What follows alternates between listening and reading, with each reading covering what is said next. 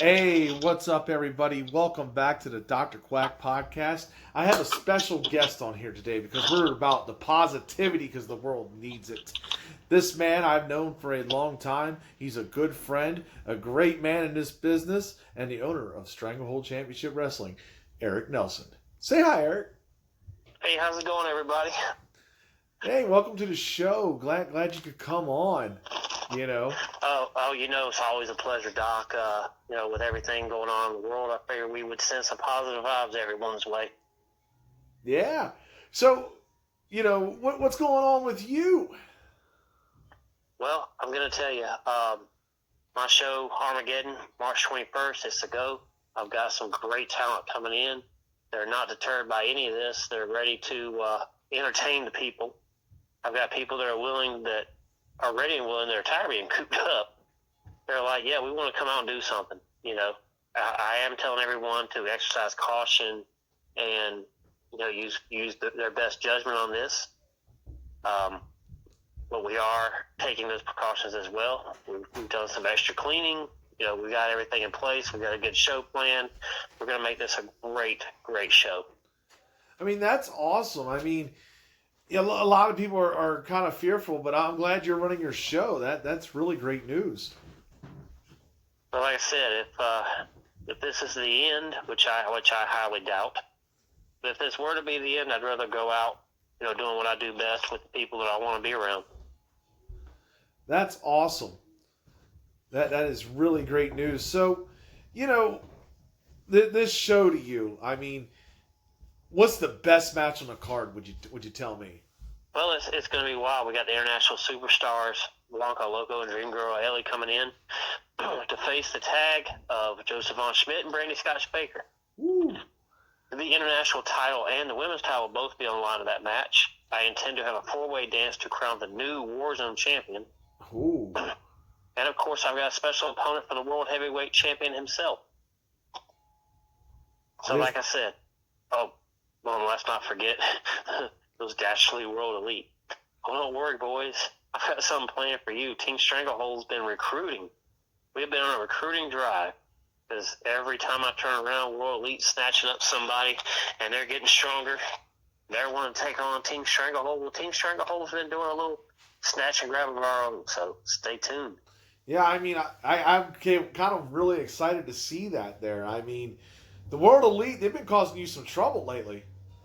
They have. And that's okay. I got to give it to you, boys. You're selling T-shirts. You're getting your names out there. You're getting a little cocky. You're getting a little too big for your britches, but that's okay. Remember something. I am always one step ahead. And I think everybody listening knows that. But you guys are going to find out firsthand. So I hope y'all are ready, because I am. My goodness, I'm telling you. We were talking about this earlier. I was talking to you. We were talking and reminiscing about old days.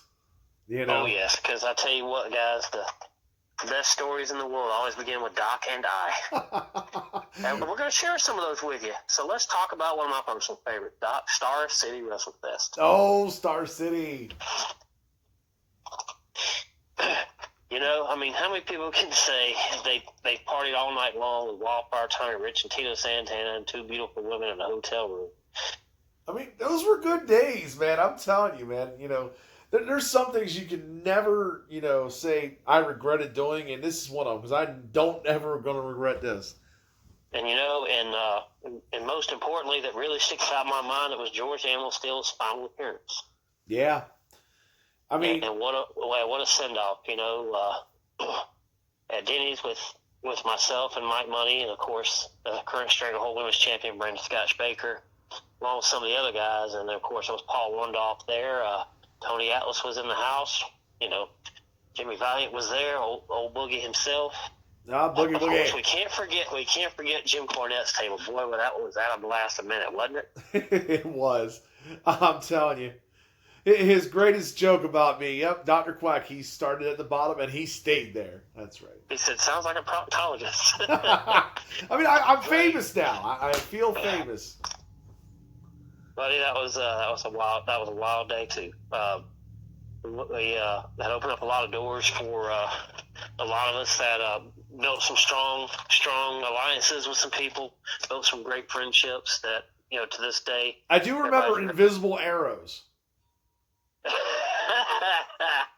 Yeah, those dashingly invisible arrows. Yeah. Yeah, maybe we won't see any more of those things. That was Oh my God! Let me tell you, folks. This man you're hearing here. Let me tell you, I will go into battle with him, day in, day out. That's just what I do. But man, I'm telling you, that day he was firing those invisible arrows, and he was ready to shoot. Right.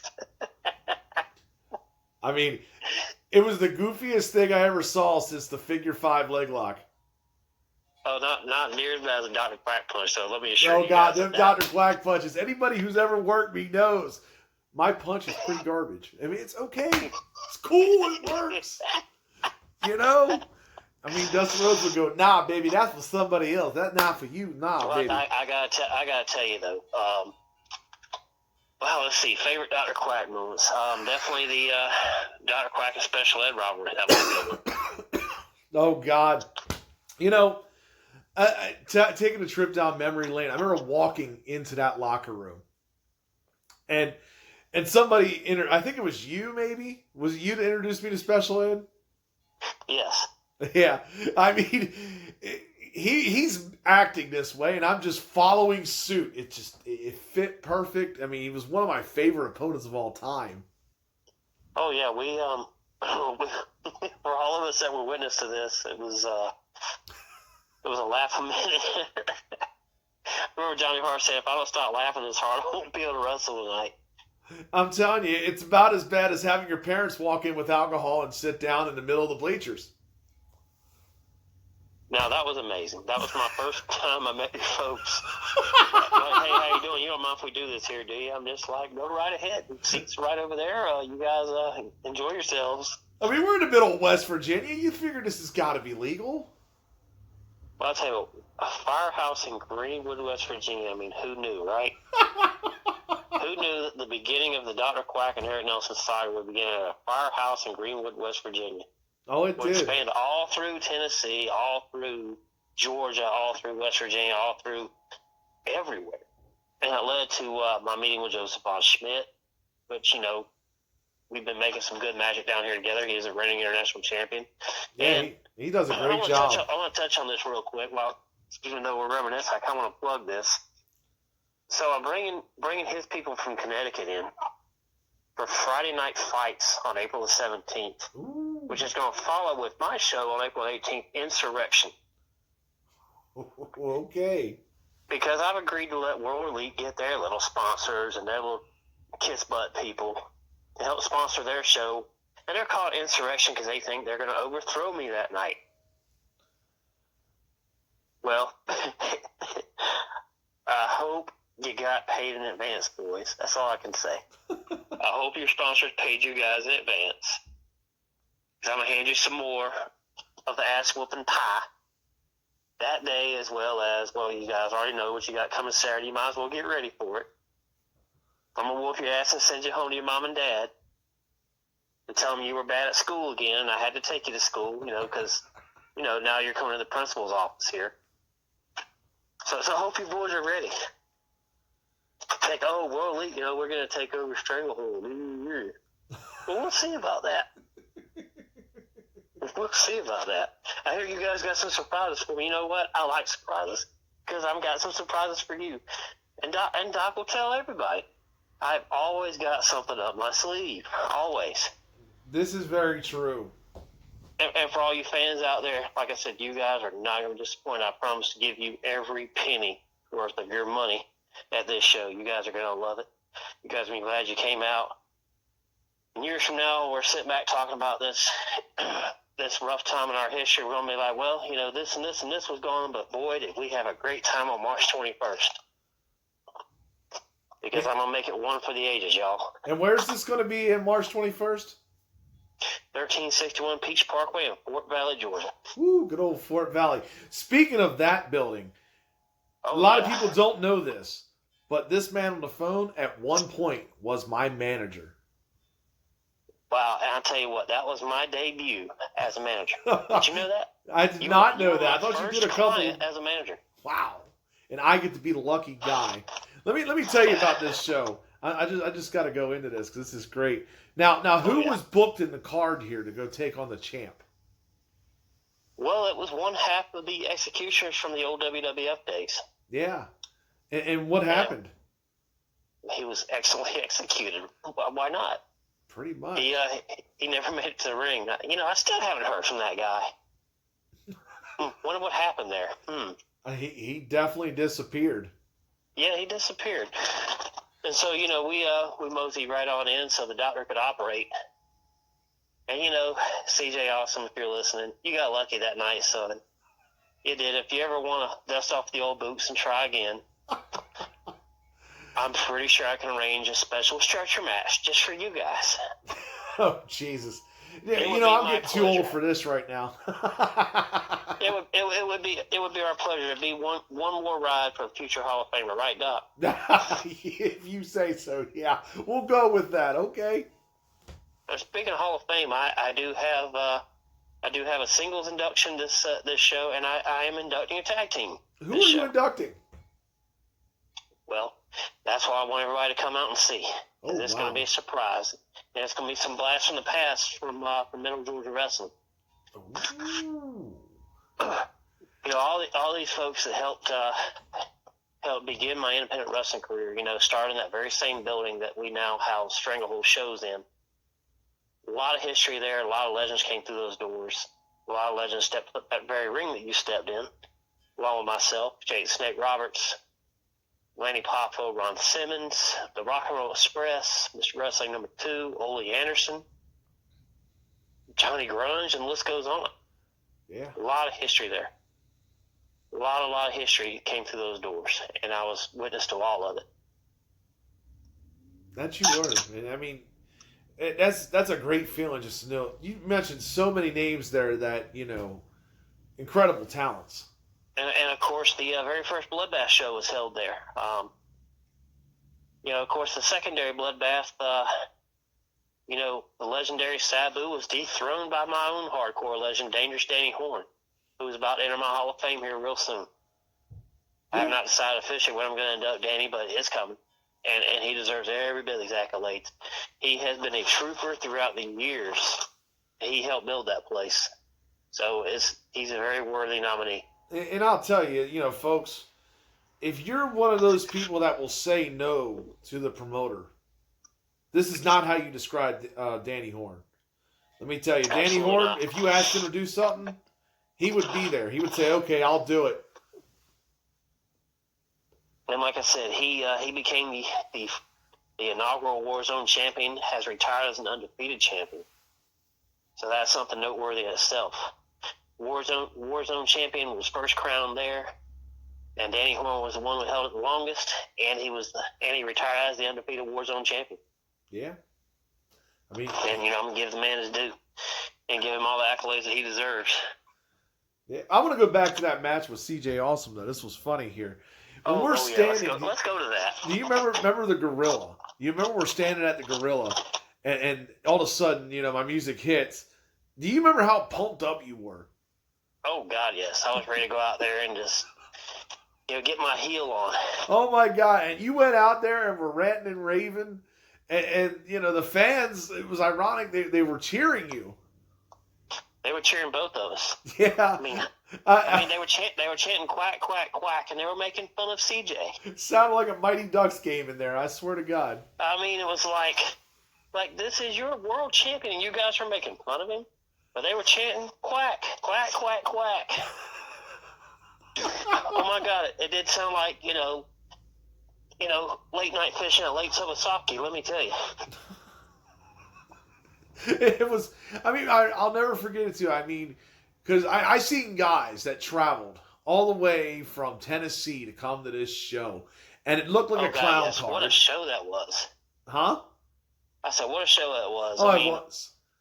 I mean, 8 guys came in for an 8-man tag, I believe, and they were riding in this small car, and they were ready to go, and they were a highlight of the show. They were, and that Doomsday device they did at the end was sick, man. It really was. Yeah. I mean, just such incredible talent that you and I have both, been around. And that was the thing, we built an empire for that previous company, and it goes without saying, we have overcome insurmountable odds in this business together. It's like a drug, man. It really is. There's no walking away from it. It's a constant addiction. We'll always come back to our roots. We'll always come back right where we started, like we are right now. Yeah, I mean, every time I try to walk away from this business, something or someone drags me back. I mean, Call to Arms, was the catalyst for a lot of things. We had a lot of great legends there. We had a lot of good matches. Yeah. We did a 51-man Rumble that you even took part in. Yeah. Hey, look, I can't help myself on this. I was the first eliminated. It just happens like that, man. Well, But it was all right because I got revenge on my former student because, he eliminated me, but I took him out. Yes, you did. I felt like a great heel. It's what we do. We always got to go for the cheap shots. It's what we do as bad guys. The doctor was definitely operating that day. That's for sure. Oh yeah. And the great thing about all that is we did something nobody else had done in that building, in that area, and like I said, we had a great show. We set the stage for the remaining time of 2019 into 2020. Right. And everything's been building up steam, and we're doing big things. And we haven't stopped. And I don't intend to stop. Yeah, and that's just what's awesome. So, we were talking about MomoCon too. Do you want to give anybody an update on that? Well, at this time, I don't have the alternate date yet. I do know that's what they're looking at. I do know that with the world events that it is going to be rescheduled. Once I do have a date, I will definitely schedule another time to come on your show, Doc, and we'll address everybody and we'll pump it up because come hell or high water, brother, we'll be at MomoCon whenever they're ready to open the doors. Yeah, I mean, you want to tell the fans here, what exactly is at MomoCon? Well, at MomoCon, you'll find, your anime, all your pop culture stuff. There's voice actors. We have Walking Dead people scheduled. Voice of Mickey and Goofy. We had the guy who did Master Chief from Halo. So it's like a Comic-Con, I guess, kind of like, a lot of comic like and that. movies. MomoCon originated as a Japanese gaming expo on the campus of Georgia Tech years ago, and grew into something very phenomenal. Last year they had 120 turnstile attendees, and they were expecting a lot greater number this year until the pandemic occurred. But I have a feeling once we're able to ramp up and have her go at MomoCon whenever they're ready, that's going to be a great experience for all of us. We're going to give them a great show. We're all going to have a great time together, and we're going to make history. And I understand you were talking about possibly some cosplay matches. Right. Well, with MomoCon, there's a lot of cosplay people, people dressing as their favorite characters. They wanted a Godzilla versus Momo monster match, which I'm still working. I'm still working that. I'm closer to having everything I need to execute that. And now that I'm giving a little bit more time to prepare, I can make that even more of an awesome experience. But of course, the thing too I want everybody to know is our headliner show will also be part of that. So we're going to do stuff for the anime and pop culture fans, and then we're going to have some really great wrestling. Like I said, I'm just waiting on them to give me the green light, and we'll be in the door. Yeah, I mean, stay tuned for that, folks. I will definitely be covering that more and more as we get closer to MomoCon. And God willing, maybe by the time all this blows over, maybe you guys can get down here. Maybe so. You never know in this day and age. I might have to put the boots on. And we can have the Dr. Quack podcast live on location. Oh, man. I'm telling you, folks. That's why I need people to subscribe to my channel here so I can go live. YouTube has made this restriction about it. So I need some more subscribers if you can. Subscribe to this channel. Absolutely. Please do. Definitely. And check out Stranglehold Championship Wrestling. They're on Facebook. Where else are you, Eric? We also have an Instagram. We also have our own YouTube channel. We've recently uploaded some stuff from our last Dead to Rights show that I think you guys will all find enjoyable. Obviously, as we conclude this show after this weekend, we will begin loading videos to that channel as well. So, like I said, we're turning and burning on keeping the ship steaming. Yeah. So, what I want to do now, before we close out everything, I want to do some classic word association with you. Oh, gosh, I love these. And you know me, I always shoot from the hip, and I know you do too. So, That's why it's so fun. I'm going to give you a name, and give me your thoughts. Okay? Okay. First one I'm going to go with is Harley Race. Oh, my God, man. One of the greatest world champions that's ever lived. One of the really legit tough men of all time. Harley Race and Ming were the only two people Andre the Giant ever feared. And there was a reason for that. Because Harley Race was one bad son of a gun. And very highly decorated champion. Definitely my top 10 greatest legends of all time. I'll definitely say that. Yeah, I mean, when I got to meet him, it was definitely an honor wrestling for him out in Kansas. Absolutely. The times I got to interact with Harley Race was an experience into itself. He is missed.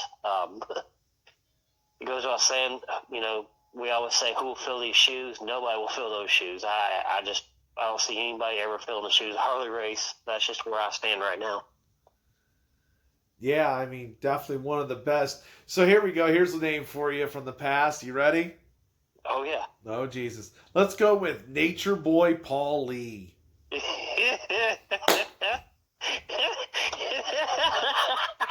When you watch this video, you'll see me cheesing. You know why. Let me make it clear. I mean, seriously. What are you going to do, man? Spray some Windex on it? I mean, fuck's sakes, man. Get your own gimmick. And of course, he subjected his horse fuckery on the people of Ringgold, Georgia, trying to be their mayor. Yeah. And I gotta give those people credit. They're not as dumb as he thinks they are. I mean, and what amazes me is he actually gets booked. I mean, seriously, I wouldn't book him to sell popcorn. I wouldn't book him to tie my jobber's wrestling boots. I mean, seriously, the biggest joke I've ever seen in wrestling history. It's a complete farce. I mean, I'm still waiting for Eric Nelson, Paul Lee steel cage match. Oh, he'll never agree to it. Never agreed to. I would love to see that. I remember it was talked about before, and just, I would love to see that match. Hogan and Andre wouldn't have nothing on this. Just my opinion, because I would be mind blown. I would. Yeah, I knew you were going to bring him up. I was like, for comedy's sake, he is, the one credit I will give him, he's the greatest comic relief gimmick I've ever seen. Because, I mean, you just can't help but look at this guy and be like, oh, Jesus, what's he going to do now? Like, did he really say that? Did he really just do this? Like, trying to sell somebody's Purple Heart to them? I mean, really? Yeah. And then he wants to accuse me of stolen valor when everybody that knows me knows I did my time and served 24 years? Whatever. Yeah. Anyway. So, here we go. I'm going to move on here. Let's talk about Goomberg. I love old Goonie. Yeah. I don't know about you, but I hadn't heard from him in a long time. It's been a long minute, man. I'm telling you. I missed working with him. Oh, me too. Golly, we had some great times with him there in that firehouse in Greenwood.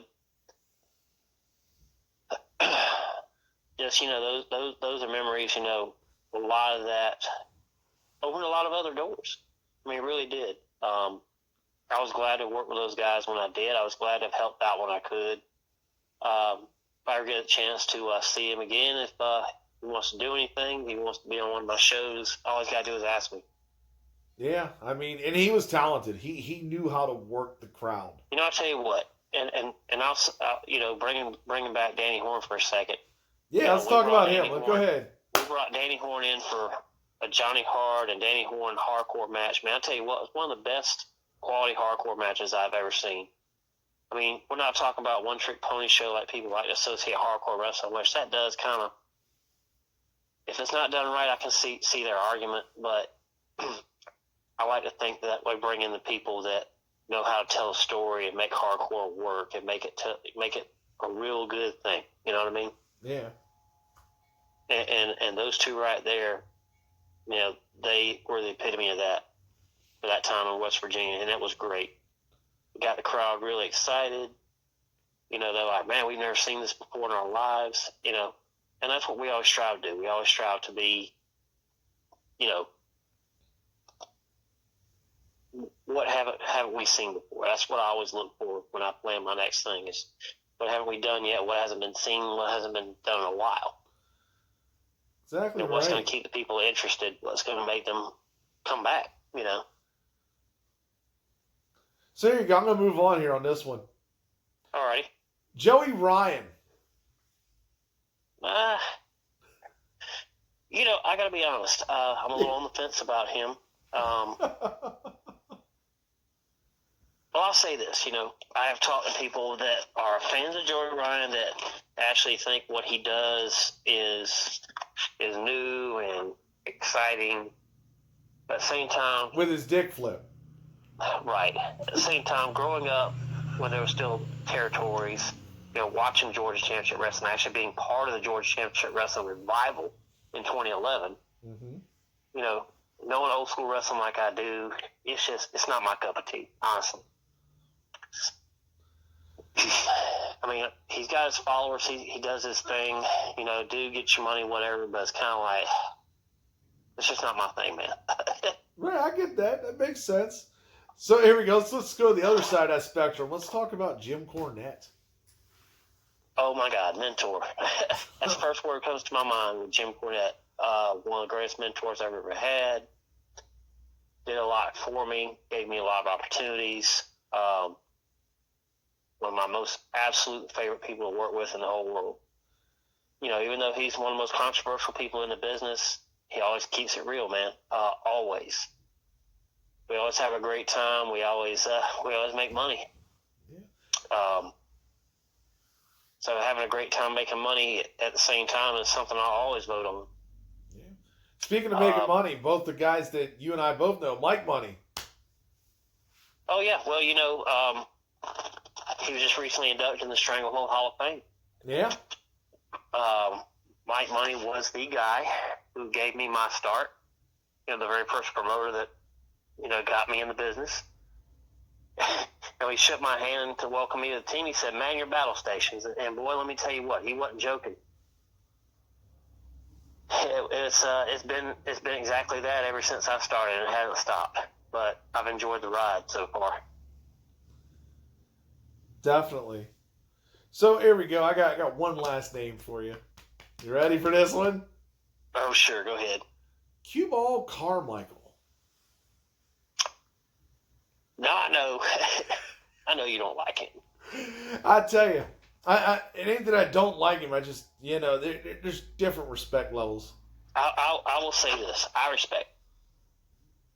I like a lot of advice he's given me and a lot of fellowship he's shown me in the past. I have never had a problem out of it. He like me, you know, I know I got my people out there that literally hate the ground I walk on. Mm-hmm. I know he deals with that too, but you know, he in all respects, he's helped me. Yeah. He's sent some good people my way. He's gave me a lot of great recommendations. He's critiqued a lot of things I've done and given me a lot of great advice. I can't say anything bad about the man, honestly. Yeah. He's got a lot of wisdom, but like I said, if you don't know Cue Ball, he will rub you the wrong way. That he will. I mean, I respect him because he's done it for a long time. You know, I mean, you got to respect longevity when you've been doing it at a good rate. And that's what I'm saying. He has a lot of wisdom, a lot of things. He knows how to. He knows what failure is like, but he also knows what success is like. He knows what works and what doesn't work, and I will give him that much. Yeah. And that's one of the reasons I lean on him sometimes. I'm like, hey, you know, what do you think about this? And he always gives me good advice. I mean, the advice he's given me has always paid off. I can't say that enough about him. Like I say, he's got my respect. And like I said, he's shown me great fellowship over the years. But he's one of those people that, you know, if he ain't feeling you, he ain't feeling you. He is. You know. Yeah. You know, I mean, a lot of great, you know, people in this business. I mean, here's another one here. Sir Mo. Sir Mo. I don't have much experience with him as I do Total Protection, Mr. Hughes. Mm-hmm. You know, of course, Mr. Hughes doesn't live far from me. I've been on a few shows with him. Yeah. I've interacted with Sir Mo a couple times. You know, I'll touch on something. You know, we were talking about Star City earlier. You know, if we had gone with what was originally booked for Star City, if certain events didn't occur, his charge Viscera would have been there. Yeah. Unfortunately, during this process that we were negotiating with Big Daddy V, he unfortunately passed away during the time Star City WrestleFest was in the planning phases. Yeah. That was sad. It was really sad. It really was. And I'm going to tell you, old Big Daddy would have given you the shirt off his back. He was that kind of guy. Always easy to work with. He offered me a heck of a deal. He's like, you know, I'd love to come work with you. He came to Fort Valley, Georgia. You know, when AWM was still a thing, you know, back when Mike Money had it. And, you know, talking about legends that have been through those doors, you know, Big Daddy V was one of them. But like I said, I haven't got to know Sir Mo that well. I can't really say much about him except what I do know of him. You know, he's been cool towards me. That's awesome. So here, I got one final question for you before we get ready to end this here. Do you have any advice for anybody trying to enter the wrestling business? Well, here's one thing I'll say. If you really want it bad enough, it's going to take sacrifice. Because I'm going to tell you what, you're going to succeed and you're going to fail. It's going to happen. You're going to have some really good shows, and you're going to have some that aren't so great. So when things, and Doc, you'll agree with me on this, when things are good, they are great. Yeah. But when they're bad, they're the drizzling shits. And we've seen both sides of that, you and I both. And that's one thing I'll tell you guys. If you want this bad enough, is this what you really want to do, stick by it. If you're out there training, make your dates. Make your training. Don't come up with excuses. Because excuses will get you right out the door. Yep. I can tell you this, with my trainer and my booker, and, you know, Joseph Von Schmidt's one of the foremost trainers in the business. And, of course, my booker, Brody Manson, that are known by Logan Price, the son of Rugged Rod Price.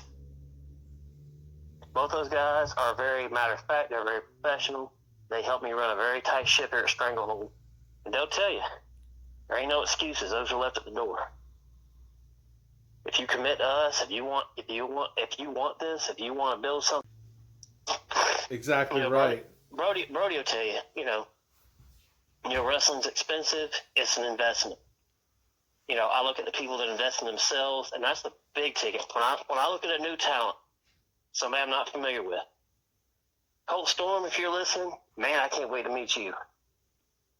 Colt Storm was known as Greg Williams on 205 Live here recently. Yeah, I've seen that. He is a very promising talent.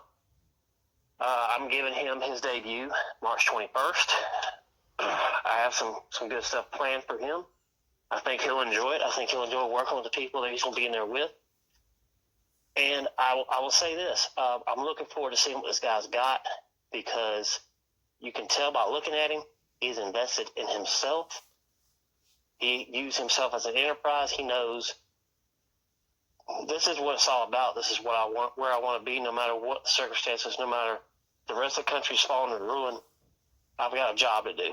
And that's being a professional wrestler.